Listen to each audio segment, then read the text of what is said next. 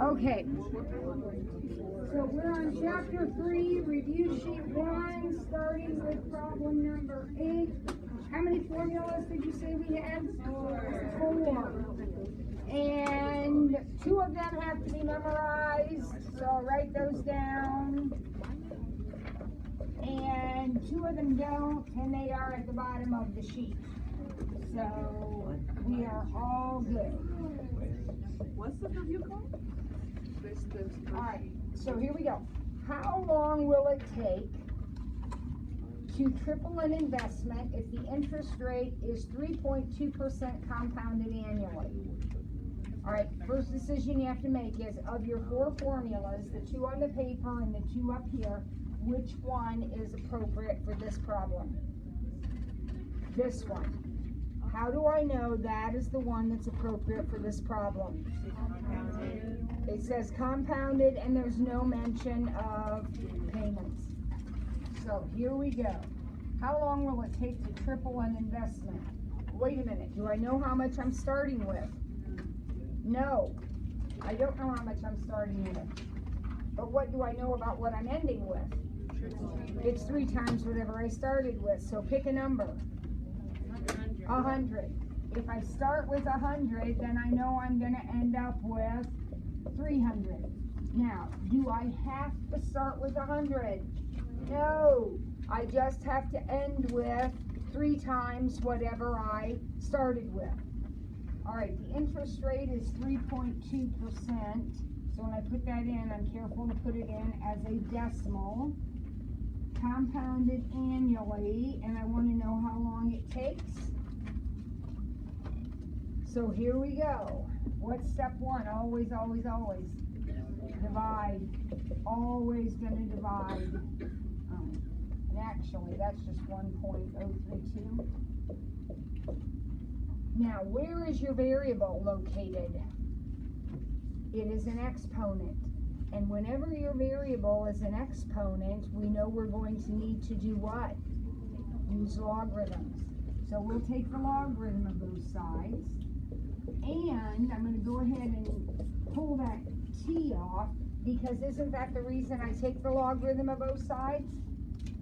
The whole reason you take the logarithm is so that this guy will come out in front. That's why you do it. So we have the log of 3 divided by the log of 1.032, and that is how long it's going to take us. So how long is that? That'll be in years.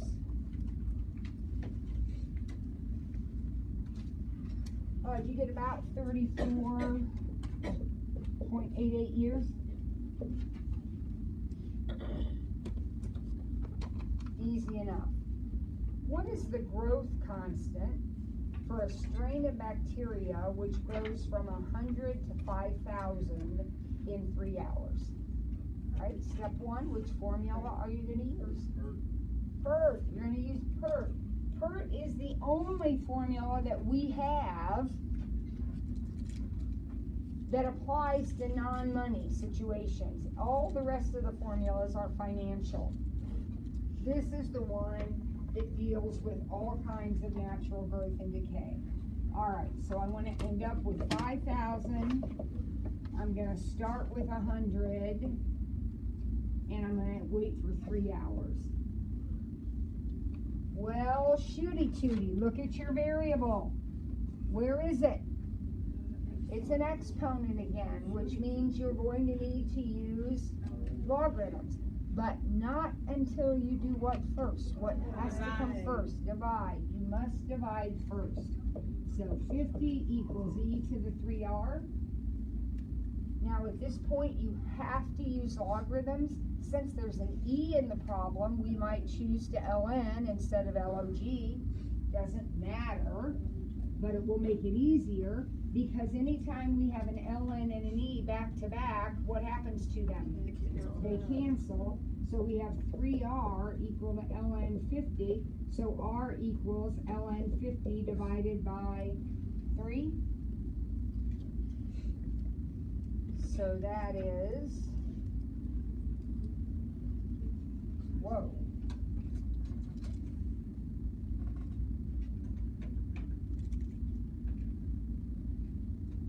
That's huge. Did you get 1.304? Yeah. Ooh, that's a huge growth constant, but I guess we are going from 100 to 5,000 in 3 hours, so I guess we're growing pretty fast. That's like 130%. It's a biggie. All right, C, what interest rate is necessary to enable an investment to increase from 321 to 765 in 5 years if the interest is compounded monthly? Okay, which formula? This one right here. Compounded monthly. We're going to go from 123 or 321.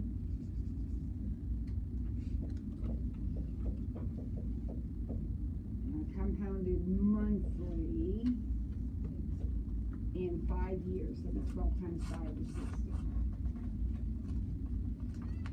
765, 321, yeah. Oh, look at your variable. Where is it this time? Not an exponent, right? So you are not going to do logarithms on this problem. You will not be doing logarithms. It would make it harder to do logarithms. However, you're going to start the same way. Divide. We always divide first. Now, please don't round that off. If it doesn't divide in evenly, like over here, it divided in evenly, so it wasn't a problem. Here, it divided in evenly, not a problem. If this doesn't come out even, please don't round it off. There's no need to round it off. You can do the problem without rounding it off. Okay, now wait. I gotta get R by itself, so what do I need to do? I gotta get rid of that 60, right? And it's exactly what you do when you have to get rid of a square. What do you do when you have to get rid of a square?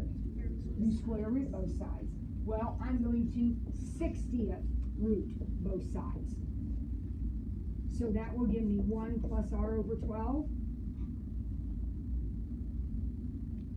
Now, in a minute, I'm going to go to my calculator, and I'm either going to do the 60th root, which I can do, or personally, I'm simply going to raise this to the 1/60th power. Isn't that what a 60th root is? A 1/60th power? So it's easier for me personally, rather than mess around finding that radical key, it's easier for me just to raise it to the 1/60th power. So I'm going to do that right now. So 765 divided by 321 equals, raised to the parentheses, 1 divided by 60. Did you get 1.014? So that's this now. That's this. Now I'm trying to get R by itself, so what am I going to do? Minus 1 and times by 12. So my interest rate is about 17.49%, 0.1749.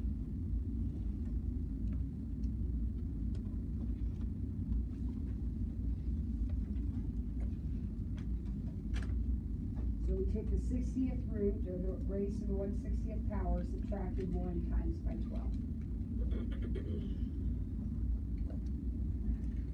Now D is a hard problem. Oops. D is a hard problem. Because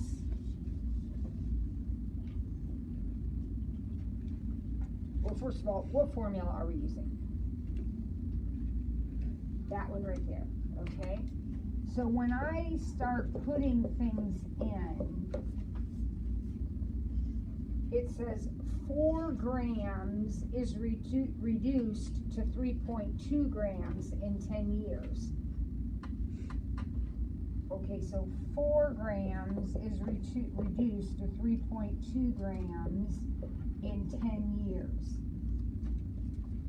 Would you agree with that? If that information goes into this equation like that? Now, what is that gonna, I can solve that, but what's it gonna give me? It's gonna give me the, what we think of as the interest rate, or the growth constant, or in this case, the decay constant, because it's decaying. Is that what the question asked me for? No, what does the question want to know? The half-life. So the question really wants to know how long it will take for this 4 grams not to end up at 3.2, but to end up at 2. So the equation I really need to solve is this one. How long is it going to take for the 4 grams to go down to 2 grams? Do you see that's the real question? But what's the problem with that? I don't know R, so I can't solve this. So that's why I have all of this. So I'm going to do this, get R, and then I can come over here, pop the R in, and figure out T. So, step 1, divide. And that divides, is that 0.8? Now, where is the variable?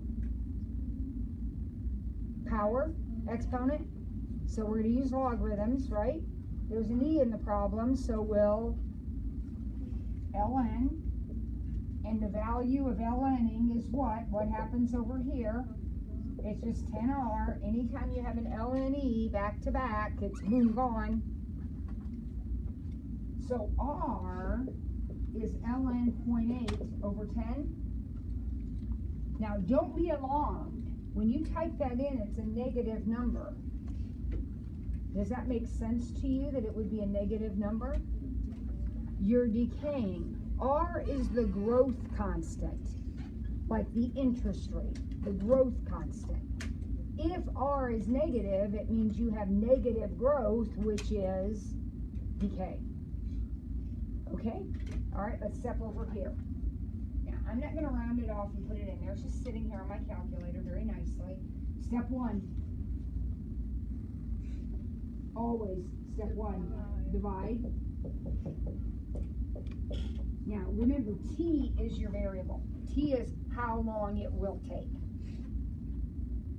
So it's an exponent. So we'll ln. So ln 0.5 equals RT. And T equals ln 0.5 over R. But R's on my calculator, so I'll just ln 0.5 divided by answer.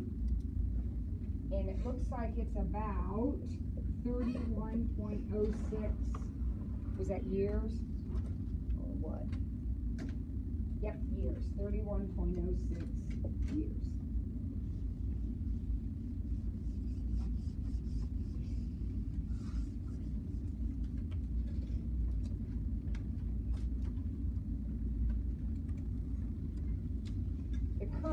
Credit card balance on a student's account is her award. The interest rate on the account is this. If the student is to pay the card off in 6 years using monthly payments, what will be the amount of each payment and what will be the total of the payments? Okay, keyword in there, payment. As soon as you see that word payment, you're using one of the formulas on the sheet. Not these, one of the ones on the sheet. Since we are paying off a debt, there's 2 ways to make payments, right? You can pay off your car loan, pay off a debt, or you can pay into a savings account, saving for retirement or saving for college, right? If you're paying in saving for the future, it's future value. If you're paying off a debt you presently have, it is present value. So we're using the PV formula. So problem number E is a PV because you are paying off the present value of a loan.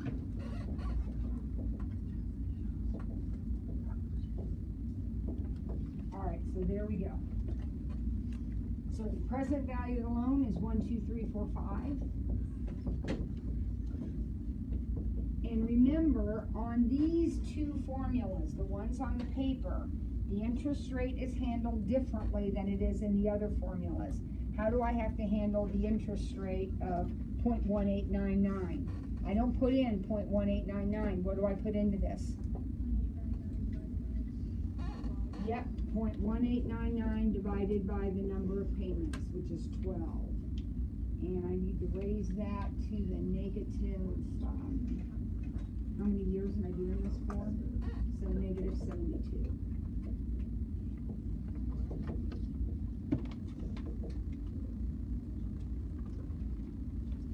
Now, look where my variable is. Am I going to use logarithms to solve this? No. This is just a massive calculator exercise. So, I would suggest that you be typing this in. If you can't get it, you need to come see me so we can get this straightened out, because you need to be able to type it in. I am giving you the formula. If you can't get the right answer, what am I going to give you points for, right? I'm giving you the formula. All you have to do is plug it in, type it in. So what I do when I type these in, and it always works, by the way, but other things will work too. But what I do is I type in that numerator exactly the way I wrote it. I type the numerator exactly the way I wrote it. So 1 minus parentheses 1 plus 0.1899 divided by 12, close parentheses, raised to the negative 72 equals. So my numerator is 0.677 something. Now I'm going to divide that, but anytime there's more than one thing in the denominator, and there are two numbers down here, so I have to put it in parentheses. So divided by parentheses, 0.1899 divided by 12. So now I got 42 point something. So this big bracket here is 42 point something. Now I'm solving for R, so what do I need to do? I need to take 1, 2, 3, 4, 5 and divide it by second answer. And those payments are about $288.51. $288.51 per month for 6 years.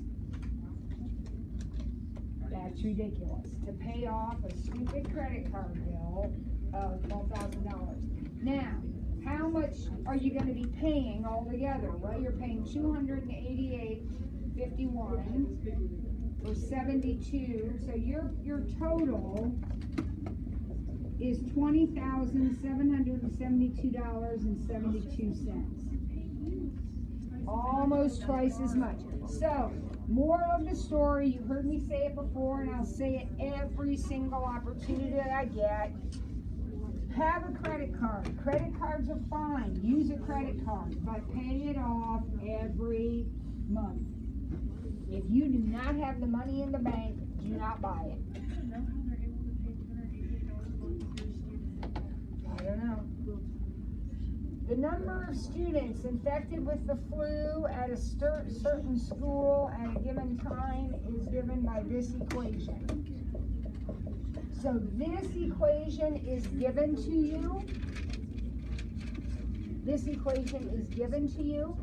You are simply going to use it now to answer the questions. What was the initial number of students infected with the flu? All right. No. This is a logistic function. You cannot look at it and tell me the initial value. The only way to find the initial value is to do what? Put in 0 for t or x. Yeah. Because what does initial value mean? The beginning. And when are we at the beginning? When t is 0. 0 days. So we're going to plug in 0. And this is going to be the answer to the question. You cannot look at a logistic function and tell me that. You can't. So 300 divided by, make sure you're using parentheses down here. How do we get E on our calculators? second LN. So how many kids originally had the flu? Let's round it off to the nearest person. About 5 kids had the flu. So we had 5 kids initially with the flu. How many students were infected after 4 days? What do we do to find the number of students infected after 4 days? Plug in 4 for T. So plugging in 4 for T. Okay, wait a minute. That's going to give me e to the 0. E to the 0 is 1. So I can do that one without a calculator. Is that 150 kids?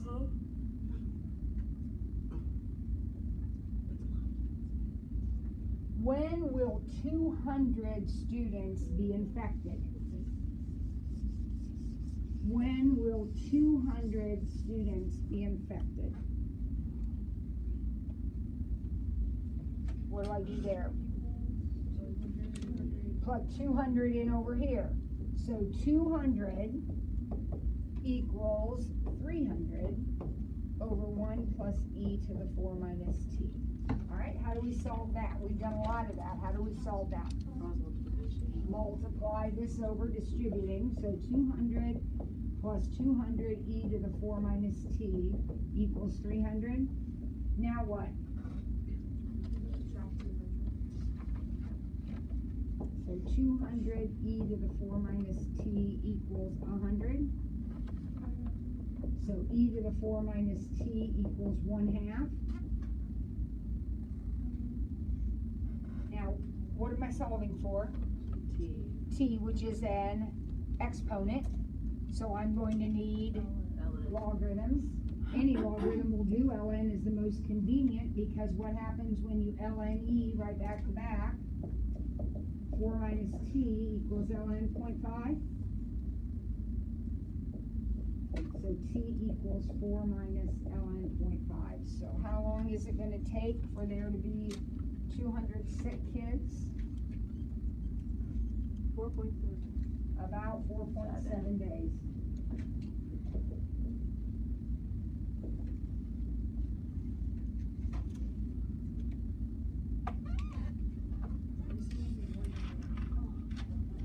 And then the last question says,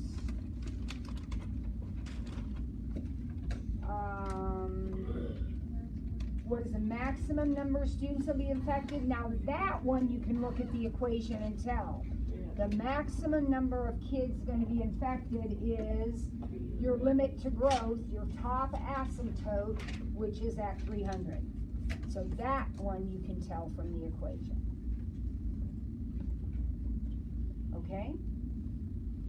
Find the annual percentage yield for an investment with an interest rate of 4.25% compounded monthly. All right, well, we didn't talk about this. I think there's some in your homework like this. But let's just stop a second. It's a word problem. Got 4 formulas. Which one's going to be appropriate for this problem?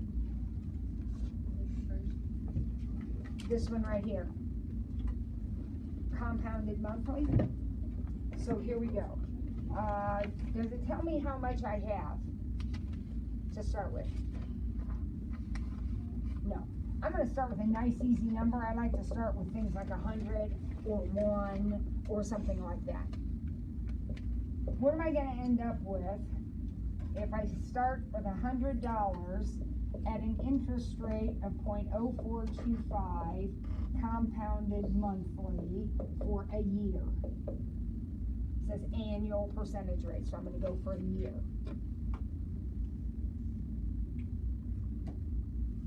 Is my variable an exponent? Nope. Am I going to use logarithms? No. I'm just going to type that in, right? Just going to type it in.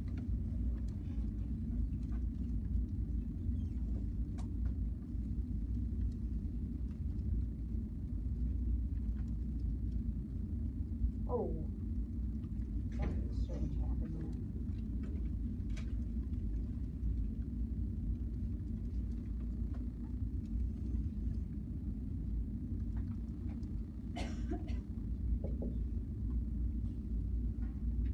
Okay, I got 100 4.334. And then we'll round up 100.33. Did I do that right?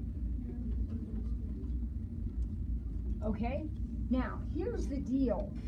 What interest rate did the bank give you? Advertise. They advertised 4.25%, right? But how much did you actually get over the course of that year? You actually got more than 4.25%. You actually got what? 4.33%. You got that much more money. You're ending up with that much more money than you started with. You started with $100, and now you have an extra $4.33. So they actually gave you 4.33%. How did that happen? The bank said they were going to give you 4.25%. How did you end up getting more than that? It's called compound interest. What does it mean when we say we get compound interest? It means at the end of the first month, the bank gives you a little money, right? And then in the second month, not only is your $100 getting interest, but so is the interest they gave you. And then the next month, that's getting more interest and getting more interest. Now, on $100 for 1 year, you're making an extra, what, 8 cents? Okay, that's not a big deal. But imagine you had, I don't know, $100,000 and you were leaving it in there for 15 years. Well, then it makes a difference. That compound interest makes a big difference. That's why your parents are always telling you, as soon as you graduate from college, you're going to start a retirement fund. Even though you think, oh, it's so far away, you're going to start it because as that interest compounds, by the time you're my age, you'll just be so rich. Okay, so rich. All right, one more. H, the relationship between intensity of light at a depth is given by this equation. All right, so we have an equation.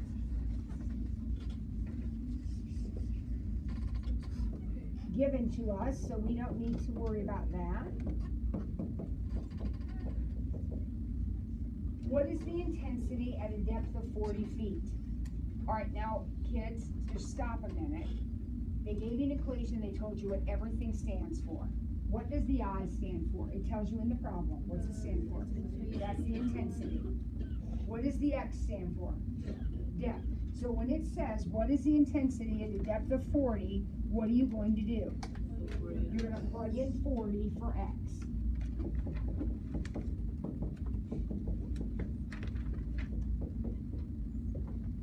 So when I do that,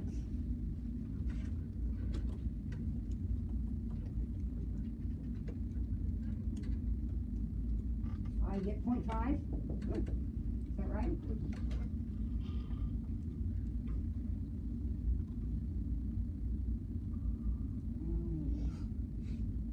Now I got a logarithm I'd like to get rid of, right? I'm going to rewrite that. I'm going to solve that equation exactly the same way I solve something like this. If somebody tells me to solve that equation, I immediately should think 4 squared equals X, right? So what am I thinking here? 10 to the negative 0.5 equals I over 12. So I can raise 10 to the negative 0.5, and I get some decimal, and then what do I want to do with it? Times it by 12, and the answer is about 3.79.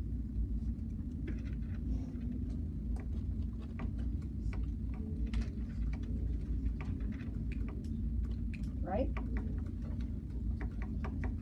Okay, so we did number 8, so now we're ready. Let's go ahead and work some more on this sheet since you've got this ruler out, and we have a few more minutes. We maybe can get number 1 done for you at least. Okay, so number 8 is done. Those were all calculator problems. Number 1 now is not a calculator problem. It says write the equation of the exponential function containing 0, 2, and negative 1, 3. Okay, this is an exponential function. So what are we shooting for? Not y equals mx plus b. A, or y equals ab to the x. That's what we're shooting for an exponential. Okay, so do you remember how to do this?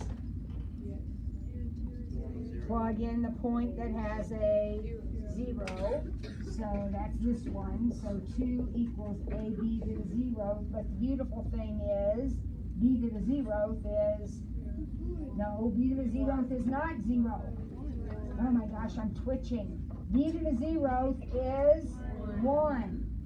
So 2 equals a. So now my equation is y equals 2b to the x.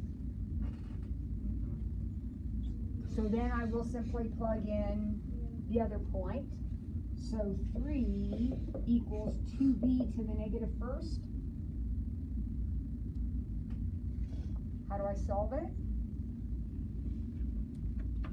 Divide, always divide first, always divide first. So 3/2 equals 1 over b. So 3b equals 2 and b equals 2/3. Now some of you are going to be able to go straight from here to here, and that's perfectly okay. This says the reciprocal of b is 3/2, so therefore b must be 2/3. This is the worked out step by step. It will always work. Do that if you're confused. But if you can go straight from here to here, that's fine. Don't forget to write your answer. Y equals 2 times 2/3 to the x.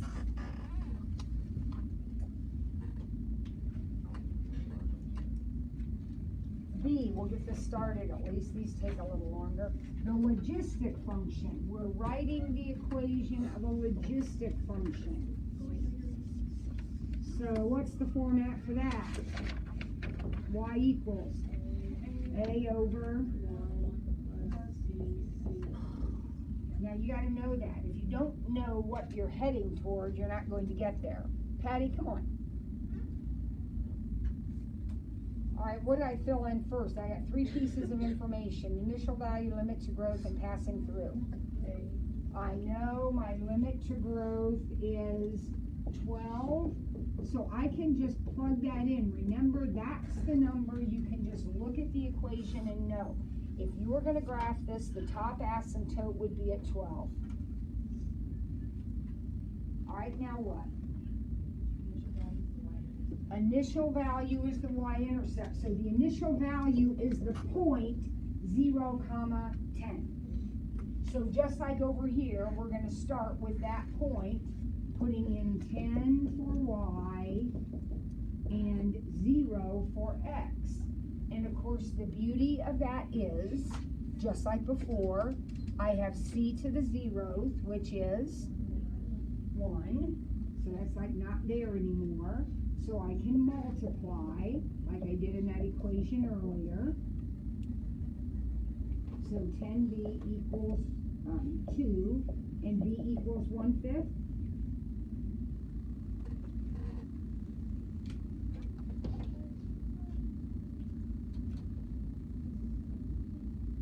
Is that okay with everybody? So we have now y equals 12 over 1 plus 1/5 c to the x.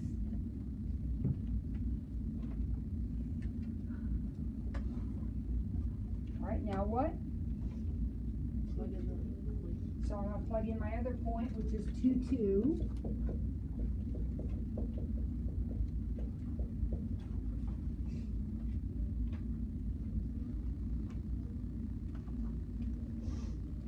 Now what? Multiply, yep, just like we've done this a couple times already. We're going to multiply and distribute. So we have 2 plus 2/5 c squared equals 12. So 2/5 c squared equals 10. Right? Now what do?